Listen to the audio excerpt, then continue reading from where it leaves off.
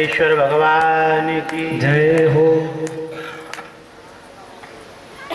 मनुष्य शरीर में परमात्मा उपदेश देते हैं। गुरु की सबसे बड़ी भूमिका है। गुरु जीवन में होना बहुत आवश्यक है। गुरु से हमको मार्गदर्शन मिलता है। बिना गुरु से संसार सागर से कोई पार नहीं हो सकता। तस्मात् गुरुम प्रपद्येत श्रोत्रियम ब्रह्मनिष्ठं च। ब्रह्मनिष्ठ और श्रोत्रिय गुरु होना बहुत जरूरी है। श्रोत्रिय उसको कहते हैं जिसने वेद शास्त्रों का ज्ञान हासिल किया है। वेद शास्त्रों का ज्ञाता गुरु होना बहुत जरूरी है। हमको धर्म कौन बताएगा? हमारी इच्छा, हमारी जिज्ञासाओं का समाधान कौन करेगा? इसलिए जीवन में गुरु जरूर बनावे। और दूसरी योग्यता गुरु की है ब्रह्मनिष्ठ, जिसने भगवान को पा लिया हो। ध्यान देना, जिसने ईश्वर का साक्षात्कार कर लिया, जो ब्रह्मनिष्ठ है, यही गुरु बनाने लायक है। हमारे जीवन में मार्गदर्शक है। गिरति सिंचति कर्णयो ज्ञानामृतम इति गुरु। कानों में ज्ञान रूपी अमृत का जो सिंचन करे, बोले गरति गिरति निगीरयति अज्ञानांधकारम या स गुरु। जो अपनी उपस्थिति मात्र से अज्ञान रूपी अंधकार को नष्ट कर देवे। तुम उसके आभा मंडल में पहुंचो। आभा मंडल में पहुंचने मात्र से तो अज्ञान को दूर करे, वो गुरु है। धारयते विज्ञापयति ज्ञानादि धर्मादि रहस्यम यह स गुरु। जो ज्ञान के रहस्य को, धर्म के रहस्य को तुम्हारे हृदय में प्रवेश करा दे, उसका नाम गुरु है। अथवा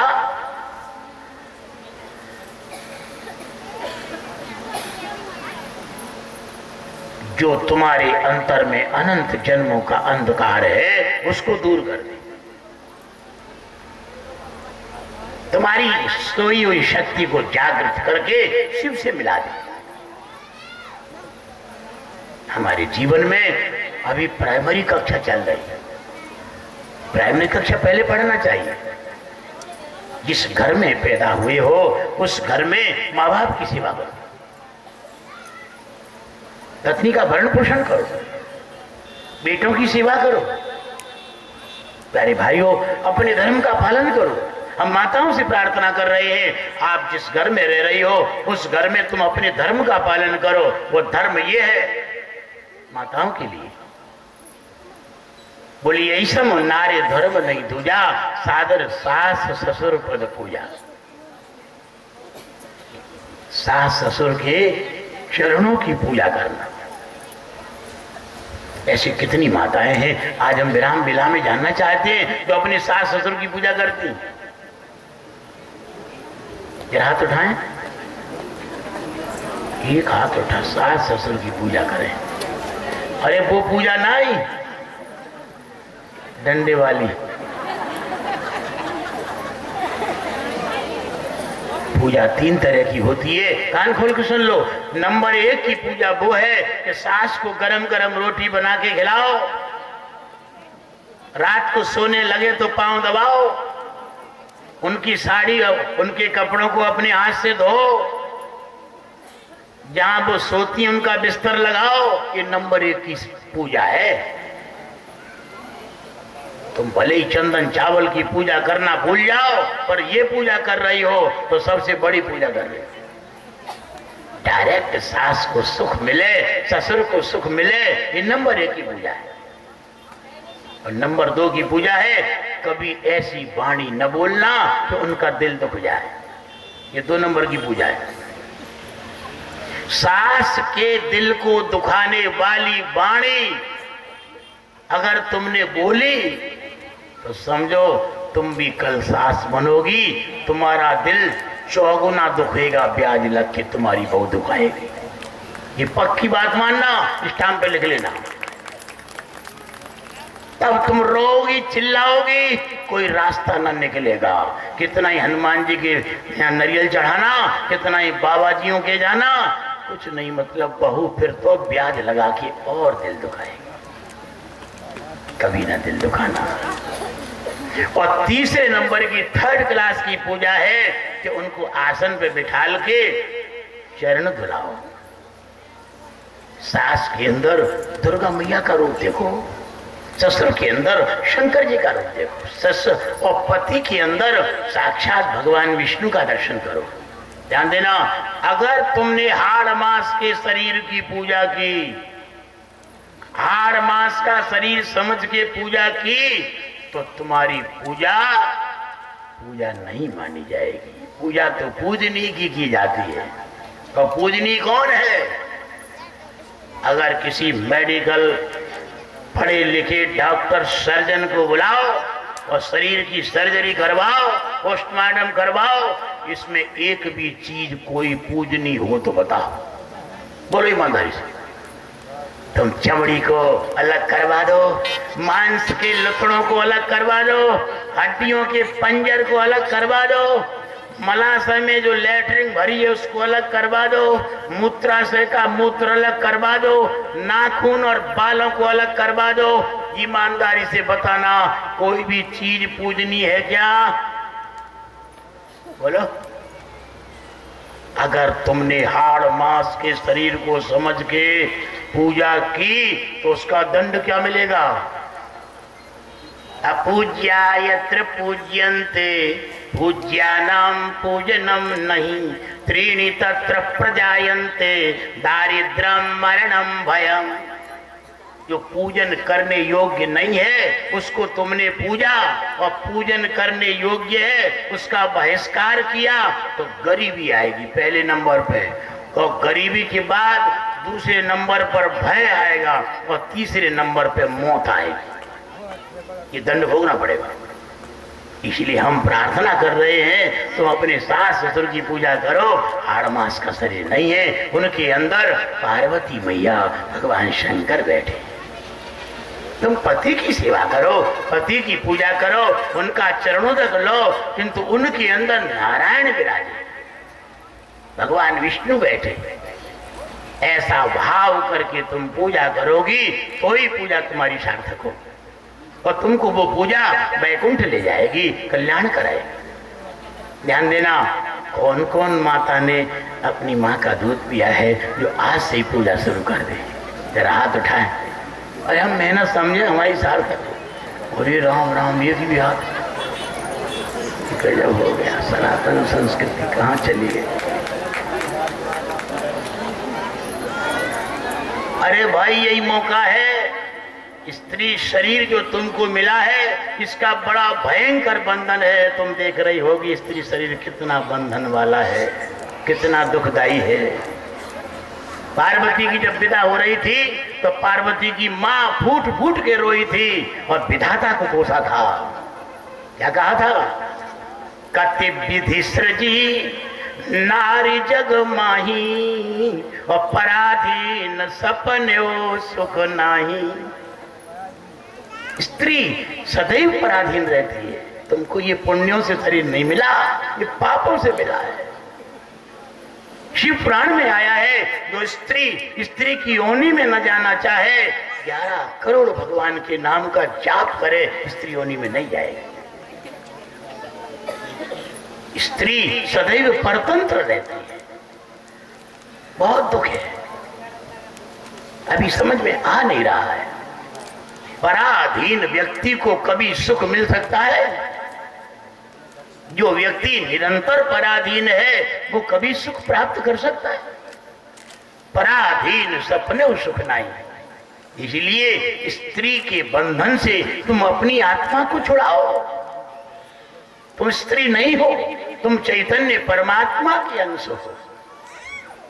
तुम्हारी चैतन्य आत्मा परमात्मा का अंश है। भूल गए, देहाभिमान के कारण भूल गए। सास ससुर की सेवा करो, पति की सेवा करो, और ध्यान रहे तुम कोई भी आग्रह मत करो। अभी तक की गलतियों की क्षमा मांग लो और नित्य प्रणाम किया करो। और एक ध्यान रखो, तीर्थ में जाने की इच्छा है, नर्मदा, गंगा, यमुना, काशी, वृंदावन, हरिद्वार, पति की हैसियत नहीं है, ज्यादा आग्रह मत करो। पति को आसन पे बिठा लो, चंदन चावल चढ़ाओ, दाहिने पैर के चरणों के अंगूठे का जल धो और धो करके मस्तक पे डालो। सारे तीर्थों का फल तुमको घर पे ही मिल जाए, जाने की जरूरत नहीं गंगा की। कितनी फैसिलिटी परमात्मा। ब्रह्मांडे यानी तीर्थानी, ब्रह्मांड में जितने थी, हम अपने घर की बात नहीं बता रहे, ऋषियों का रिसर्च लाखों साल का है और रिसर्च करके शास्त्रों में लिखा, सही पाया। स्त्रियों के लिए, पुत्रों के लिए माता पिता, सास ससुर से बढ़कर के दूसरा कोई तीर्थ होता ही नहीं। पुत्रों को चाहिए अपने माँ बाप को प्रणाम करें, ये प्राइमरी कक्षा है। इसके बाद माध्यमिक कक्षा में आओ। शरीर से व्यवहार को शुद्ध करो, मन से व्यवहार को शुद्ध करो। मन को ठीक करो, मन में कोई गलत विचार ना आने पावे। अपने अपने कर्तव्य का पालन करो। तुमको परमात्मा ने जिस जैसा संबंध दिया है, वैसे संबंध का तुम उत्तरदायित्व तो ईमानदारी पूर्वक निभाओ। ध्यान देना, तुम जिस पड़ाव पर खड़े हो, पतियों को भी चाहिए कि वे भी पति बने महाराज, जल्लाद न बने। स्त्रियों की गलती नहीं है, गलती आप लोगों की भी है। आप लोग अपने धर्म का पालन नहीं करते। ब्रह्म मुहूर्त में आप उठोगे नहीं और पत्नी से चाहोगे वो ब्रह्म मुहूर्त में उठे, कैसे उठेगी? आप लोग अपने आचरणों को शुद्ध करो, स्त्री की संवेदना को समझो। जिस स्त्री ने अपने गोत्र को तुम्हारे गोत्र में मिलाया, अपने परिवार को छोड़ करके अपने प्राणों को तुम्हारे प्राणों में मिलाया, अपने शरीर को तुम्हारे शरीर, उसने सब कुछ बलिदान कर दिया तुम्हारे लिए, और अब उसका कौन होगा? बोलो। जो पुरुष अपनी स्त्री को कष्ट देता है, कान खोल के सुन लेना, हम चैलेंज देते हैं, कई जन्मों तक उसको स्त्री नसीब नहीं होगी, स्त्री नसीब नहीं होगी। इसलिए शास्त्र कहता है, यत्र नार्यस्तु पूज्यन्ते रमन्ते तंत्र देवता। जहां नारियों का पूजन होता है, नारियों की महत्वाकांक्षाओं का संवर्धन होता है, जहां नारियों की अंतर संवेदनाओं को पढ़ा जाता है, वहां देवता लोग आते हैं, देवता निवास करते हैं।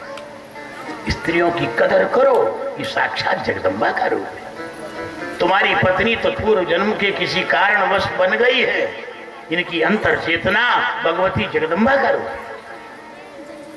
जो सौम्य स्वभाव वाली स्त्रियां हैं, वे लक्ष्मी के अंश से उत्पन्न है महाराज। चंचल स्वभाव वाली स्त्रियां सरस्वती मैया के अंश से उत्पन्न है। क्रूर स्वभाव वाली स्त्रियां महाकाली के रूप में महाराज। इसलिए इनका सम्मान करो, अंतर संवेदना को समझो, धर्म का पालन करो। घर में भोजन बनता है, उसको शुद्ध करो, अग्निहोत्र करो। आप लोग पितरों को तर्पण करो, अमावस्या पूर्णिमा को। सदगुरु की खोज करो, अपने जीवन में सदगुरु बनाओ, मार्ग निर्देशक बनाओ। ध्यान देना, गुरु तुमने बनाया है और तुमने मंजिल पार नहीं कर पाई, मंजिल तय नहीं कर पाई, ऐसा न समझना। चार तरह के गुरु माँ बाप एक ही होते हैं, बदले नहीं जाते। पहले गुरु, दूसरे विद्या गुरु, जिनसे तुमने विद्या पढ़ ली, वे भी नहीं बदले जाते। तीसरे कुल गुरु, वे भी नहीं बदले जाते। चौथे सदगुरु है प्यारे। किसी को भोपाल जाना है, केवल मात्र उदयपुरा तक जा सकता है, तो उदयपुरा तक उसके साथ चले जाओ। कोई बाड़ी तक जा सकता है, बाड़ी तक चले जाओ उसके साथ, वो भी गुरु है। उसके बाद जो भोपाल तक जाने वाला है उसको भोपाल तक साथ करो उसका। सदगुरुओं में तुम अटके न रहना प्यारे भाइयों। तुमको यात्रा आगे की तय करना है। जब तक परिपूर्ण ब्रह्म की यात्रा न हो जाए पूरी, तब तक गति करते रहे। दत्तात्रेय ने 24 बनाए जीवन में गुरु बनाओ। गुरु के बिना तुम्हारा जीवन अंधकार है। गुरु के अंदर परमात्मा से बढ़कर के निष्ठा रखना है। परमात्मा से बड़ा गुरु को समझो। तुम्हारी अंतर चेतना को जगाए। अवचेतन मन में अवचेतन मन को जागृत करे। प्यारे भाइयों, हम लोग गृहस्थ हैं, आप लोग, तो आपको प्रारंभिक शिक्षा यही है कि आप जो है घर में पंचदेवों की उपासना करें। किसी एक को इष्ट बनाए, शंकर जी को बना लो, पार्वती दुर्गा मैया को बना लो, गणेश जी को बना लो, राम जी को, सूर्य नारायण को बना लो, तो प्रत्यक्ष देवता। एक को इष्ट बनाओ। बिना स्नान किए कभी भोजन नहीं करना। स्नात्वा सुमलम भुंक्ते। बिना स्नान के जो भोजन करता है वो अपनी लैट्रिन के बराबर भोजन। बिना जप किए जो भोजन करता है वो पी वो खून के बराबर है। बिना हवन किए जो भोजन करता है वो कीड़े मकोड़ों के बराबर है। और बिना दिए जो भोजन करता है, न गाय को दिया न कुत्ता कौआ को दिया, वो सबके मल के बराबर है। इसलिए अन्न शुद्धि पर ध्यान दो। स्नान करो। स्नान के बाद भगवान का थोड़ा भजन पूजन करो, सूर्य को अर्घ दो। आप लोगों को ये नियम करना चाहिए। अपने आराध्य की आराधना इष्ट बनाओ। कोई भी इष्ट हो सकता है आपका, जो आपके मन में आवे। पूर्व जन्म के संस्कार वशात जिधर आपका मन दौड़े वही आपका इष्ट है। इष्ट थोपा नहीं जाता। किसी को राम जी अच्छे लगते हैं, वो कहने कृष्ण की भक्ति करो, गलत। किसी को शंकर जी अच्छे लगते हैं, वो कहो कि नहीं राम जी की भक्ति करो, नहीं नहीं, शंकर जी की भक्ति से उसको सिद्धि मिलेगी। तुम्हारी एक जन्म की कहानी नहीं है, पिछले जन्मों से चली आ रही है। तुम्हारे संस्कार स्वभाव के अनुसार आज तुम्हारे अंदर इच्छाएं पैदा हो रही। तुम जिसमें निष्ठा रखते हो, जिसमें विश्वास रखते हो, वही आपका गुरु है, वही परमात्मा। आप साधना करो, नाम जप करो, खूब नाम जप करो, अपने आराध्य का पूजन करो। पूजन ज्यादा लंबा चौड़ा नहीं, संक्षिप्त पूजन करो। पूजन के बाद पाठ भी करो, और पाठ सपाट वाला पाठ नहीं। आप हनुमान जी की आराधना करते हो, हनुमान चालीसा का पाठ करो, पर हनुमान चालीसा को समझ समझ के पढ़ो।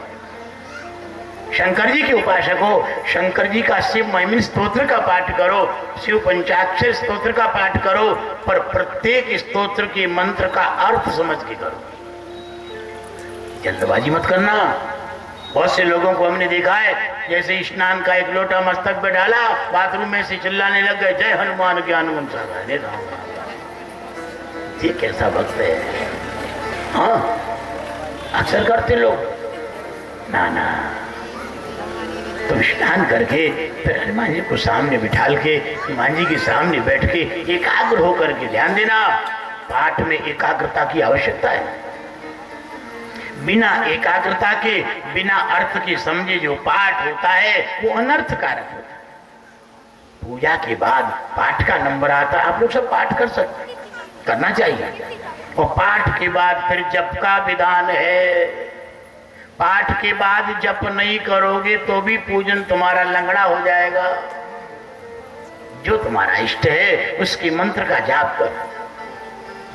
आप वाणी से जाप करो, बेकरी वाणी से जाप करो, और बेकरी वाणी के बाद फिर आपको मन की वाणी से जाप करना। जीव से जाप किया जाता है, बाहरी और वायुमंडल को शुद्ध करता है, और मन का जो जाप है तुमको अंतर की यात्रा कराएगा।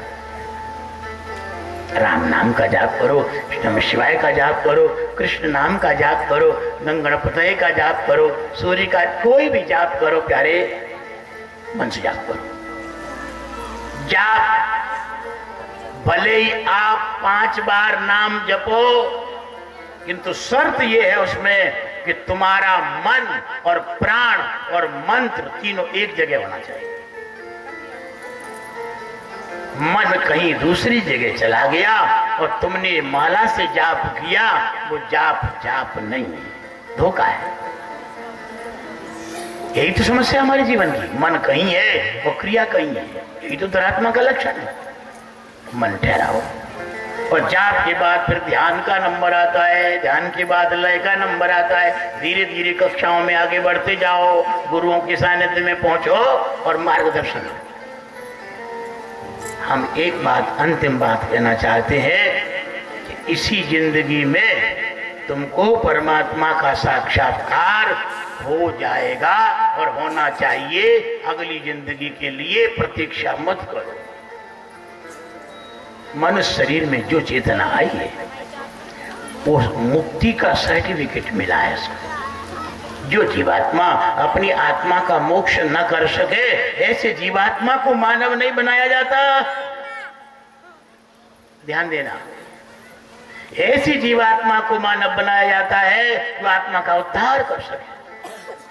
आपके घर में छोटा बेटा है, अभी उसकी 5 साल की उम्र है, उससे कहोगे बेटा 1 कुंटल का चना का बोरा उठा लाओ, बोले कहोगे? कितना महावज्र मूर्ख नादान बाप होगा, वो भी ऐसा आर्डर नहीं देगा अपने बेटे को जो कर न सके। बोले ईमानदारी से, नहीं देगा ना? तुम उसके लिए वही आदेश दोगे, बेटा कटोरी उठा लाओ, कटोरी उठा सकता है। जो काम कर सकता है उसी काम को करवाने के लिए बालक को एक बाप आदेश देता है, तो परमात्मा से ऐसी भूल नहीं हो सकती। अपन सब परमात्मा के बेटे हैं कि नहीं, है ना? तो परमात्मा क्या आज्ञा देते हैं? जो न तरे भव सागर नर समाज अस पाए, सो कृत निंदक मंद मति आत्मा हन गति जाए। जो मनुष्य शरीर प्राप्त करके जो मनुष्य अपनी आत्मा का उद्धार नहीं करता है, अर्थात कर सकते हो, इसीलिए आदेश दिया जा रहा है। और नहीं करोगे उसका दंड का विधान ही बता रहे, बोले आत्महत्यारे की गति में जाना पड़ेगा। इसलिए कृपा निधान भगवान का आश्रय ले लो। आज से भगवान को मान लो, भगवान हमारे हैं, हम भगवान के हैं। राजा परीक्षित ने दिव्य ज्ञान कहानी सुनी, उनका मोक्ष हो गया, कल्याण हो। कितने भागवत से मोक्ष को प्राप्त हुए महाराज।